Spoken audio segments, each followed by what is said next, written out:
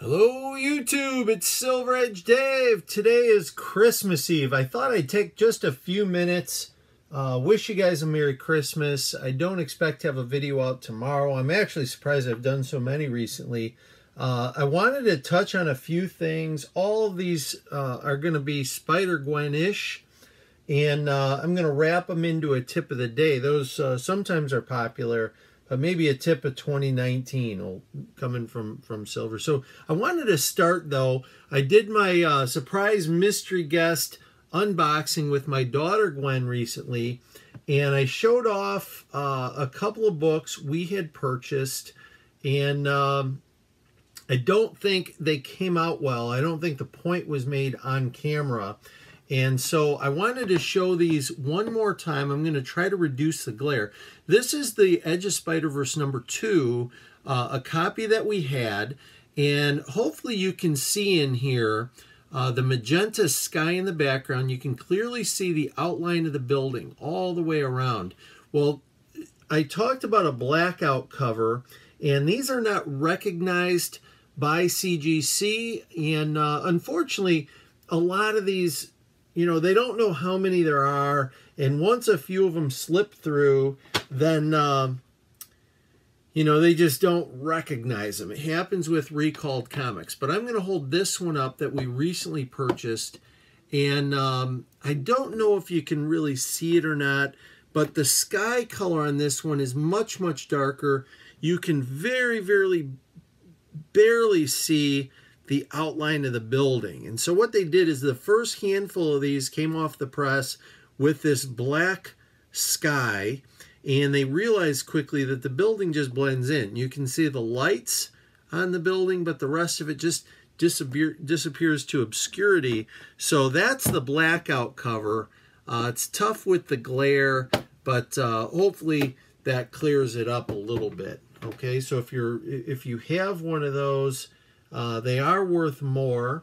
They're just not recognized. They both say first appearance of the new Spider-Woman Gwen Stacy, but one is far rarer than even the Greg Land cover. Okay, so that's 2.5 minutes on that. I'm going to set these just over here, way in the back, and we will move to the next thing I want to talk about. So we're talking about Silver's tip of the day, and maybe for 2019, it's going to be patience. I see so many people running full forward, and I'm going to showcase the Spider-Gwen series as it exists. I was in a bit of a mental funk when this came out, so I had pre-ordered some of these. I knew about the 1 in 100.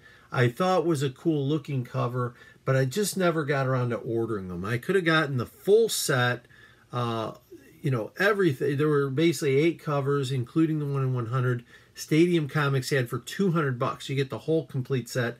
Really, looking back, I should have ordered a couple of those, but I just didn't. So that was my lapse. So it starts, of course, with the A cover on Ghost Spider. I think the Gwen character Marvel's going to spend a lot of money on, so we are buying these. I'm not quite as deep as I've been on other things, but I am buying these. You know, of course, I've got a daughter, Gwen, so I'm partial. So that's going to be the A cover. We'll set that here. There's a Art Germ variant, which I thought was a pretty nice cover. We'll put that here. We've got a, this is an animation variant, which I thought was a cool cover. Very nice. All right. Then we had a Battle Lines variant. All right. That's a nice cover. We're going to cover up the Silver Age Dave sign there because there's a bunch. There was, of course, a blank variant. All right.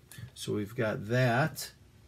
And then we had a 1 in 25 Robinson variant, which I thought was pretty good. You know, nothing really to write home about. The animation so far I thought was the better of the covers.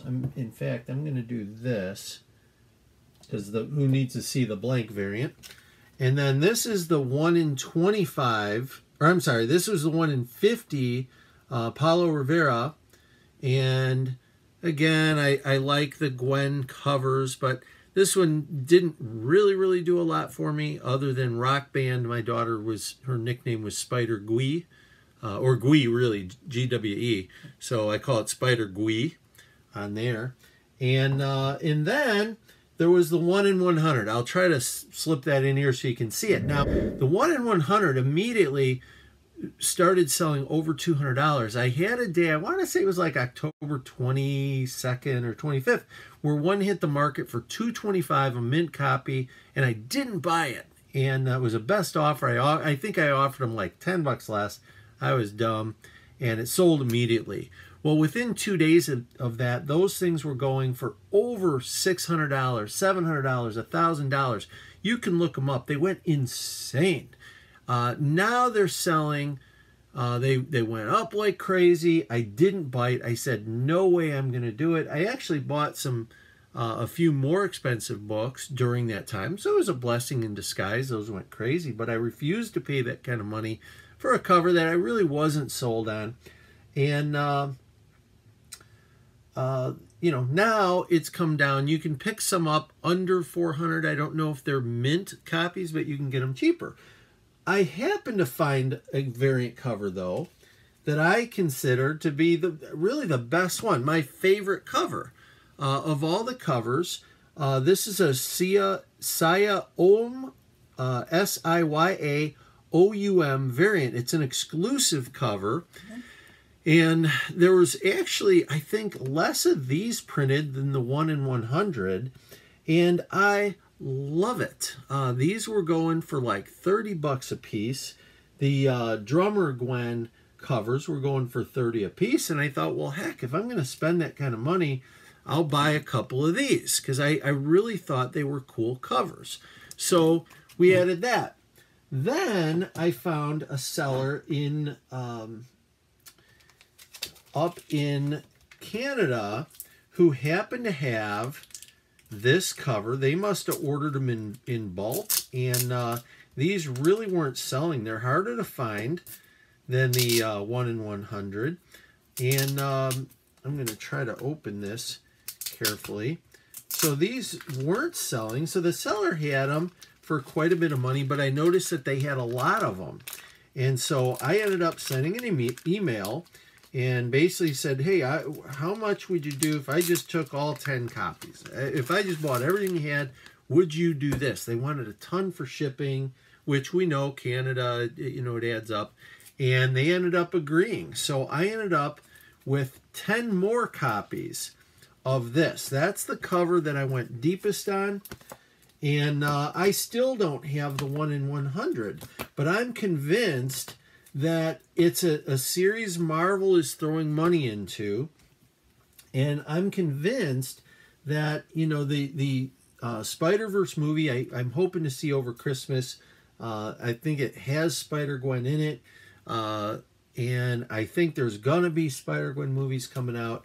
That is a cool cover, and it's a limited edition, and that's where we ended up spending our money. We didn't even spend all that much on these to get them, so when you buy someone out like that, sometimes it works in your favor. So the tip I have for you guys is this hobby. I've got 45 years essentially buying comic books. You know, a lot of the older guys have a similar path I've had. If you're, you know, slow and steady wins the race kind of person, things are going to work out for you. Don't always jump at the trends. When books start going crazy, usually that's a good sign that you know, there's a little bit of emotion involved. Try to get away from that. This cover, you guys might not like it. It might stand out to me as a great cover. I don't mind. I think it's a great cover, so I bought Gwen a whole bunch of them. Maybe you like one of the other ones. Go with what you like. That's the best way to build a collection that you're going to love someday, is buy what you love. And as Deadpool 2323 says, don't apologize to anyone. Guys, I'm wishing you the best. Make it a great end of 2018. get into 2019, have a plan, decide what you're going to do. For me, it was organization. That was my 2018. I'm going to try to, expand on that in 2019. With that, Silver Age Dave is out.